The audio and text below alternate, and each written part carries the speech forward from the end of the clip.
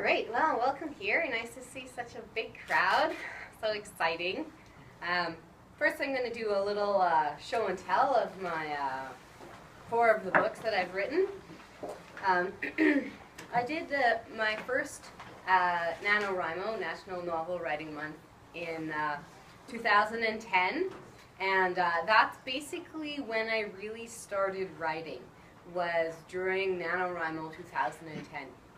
I wanted to write before that, but I felt like I actually couldn't. I felt stuck, like I couldn't. I would just, sometimes I would think about writing and open my computer and just look at the blank page, and I never really wrote very much. But then in 2010, I signed up for NaNoWriMo, and the idea is you write 50,000 words in 1 month. And so I'm like, wow, that's hard. And how I found out about it was just random. I happened to look at the Jacob Library website, and it just mentioned it on there. November is National Novel Writing Month. Here's a link to the NaNoWriMo website. And I'm like, okay, cool. So I looked at it, and it was already November 2nd at the time. And I'm like, I'm totally going to do this. I'm going to write a novel this month. And so I had my little baby at the time. And so I was rocking around the chair, thinking out my plot. I'm like, okay, so November 2nd, I'm going to write a novel. What am I going to write? And then I came up with an idea. And then it was still really hard because I felt like I was doing it all alone. And when you do something all alone, it seems like nobody cares about what you're doing. And so you don't really feel very motivated if you don't feel like anybody cares what you're doing. So what I did is I reached out on the forums, like I typed a message on the forums, hey, is anyone in the Steinbach area that wants to get together to write together? And it just so happened that some people responded, 3 other people responded. And on the forums, not everyone uses their real names. Some people just use, you know, Starfire or whatever, like just their username. And anyway, so I couldn't tell who these people were because they just had these weird usernames. I'm like, how am I going to go meet all these weird people at a restaurant in Steinbach? Like, this is so awkward. And I'm like, probably they're going to be all like very different than me. That's what I was thinking because, you know, this is Steinbach. I just expected they'd be writing books like Violet's book, you know, where I write books like that, more like science fiction and weird stuff. So I'm like, okay, they're probably all going to be like really different, so I wonder how this is going to work. Went to the restaurant, turned out we were all writing a science fiction novel. And all the girls, we were all girls, and we were all writing a science fiction novel, and we just totally clicked right away. And that's how I got started. And this is the first book that I wrote. This is during the 2010 NaNoWriMo. After I wrote it, it took me 2 years to edit it because it was really bad. But I wrote it all during the month, and then I just had to work on fixing it and revising it. It's called Hope and Shiny Things. And I'll just read you the back. I have some books for sale afterwards, and I have a few copies of this one. When Earth is overwhelmed by aliens with superior technology, Edward knows the only hope for the survivors is to escape to the lighthouse. Edward was one of the wealthiest men alive, and even after Earth is gone, he believes things will go well for him. His spaceships are loaded with gold and precious gems, and he has the lighthouse and his secrets. His daughter Jessica wants to trust fully in his decisions, but she soon begins to realize he's not the man she thought he was. Jessica forms a fast friendship with Captain Thomas, an attractive sailor who works for her father. But in him too, Jessica senses darkness. The few who have escaped Earth's destruction look to Edward for survival. Shiny things have always held an allure for him, but ultimately, the lives of many will depend on his choices. Will Edward have what it takes to save the remnants of humanity and himself as well? So that's Jessica on the cover.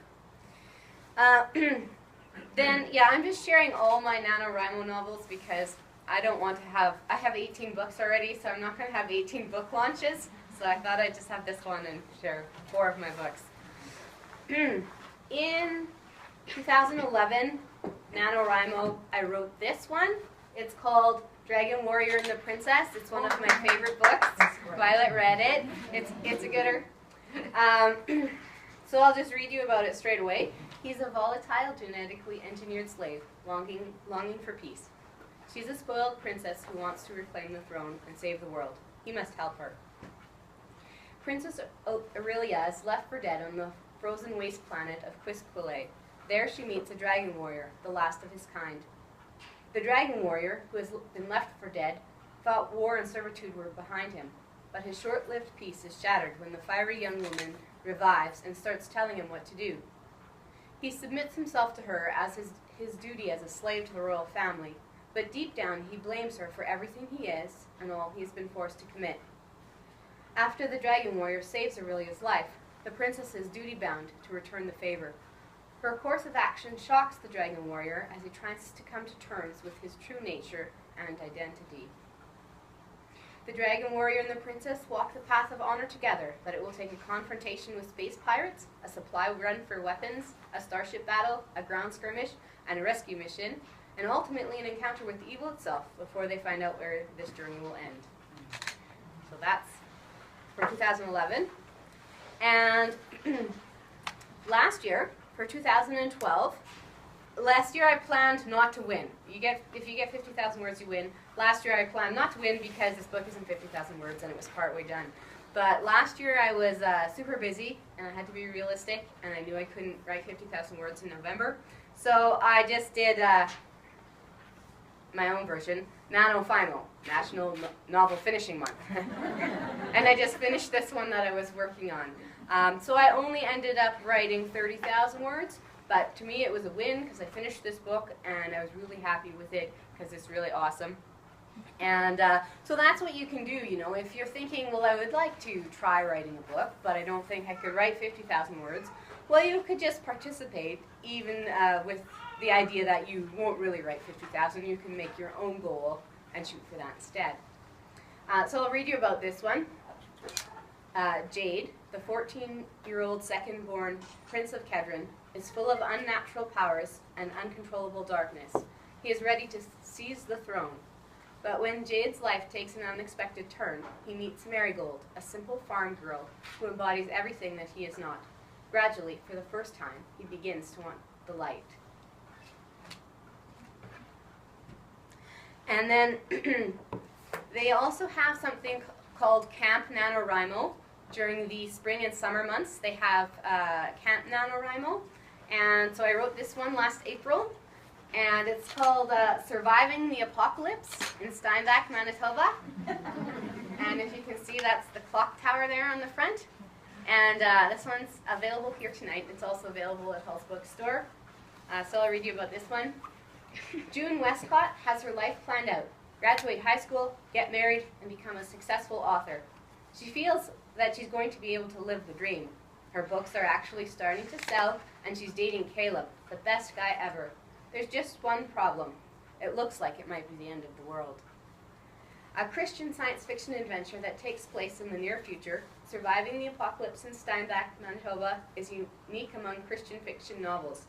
This story is based on the theme of hearing God and is set in motion by a continent-wide apocalyptic event and propelled towards a dramatic conclusion as June and Caleb listen to God and learn how to follow his leading.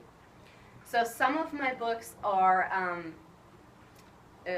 just have Christian themes and a Christian worldview, but some of them are specifically Christian, like this one is a specifically Christian fiction novel.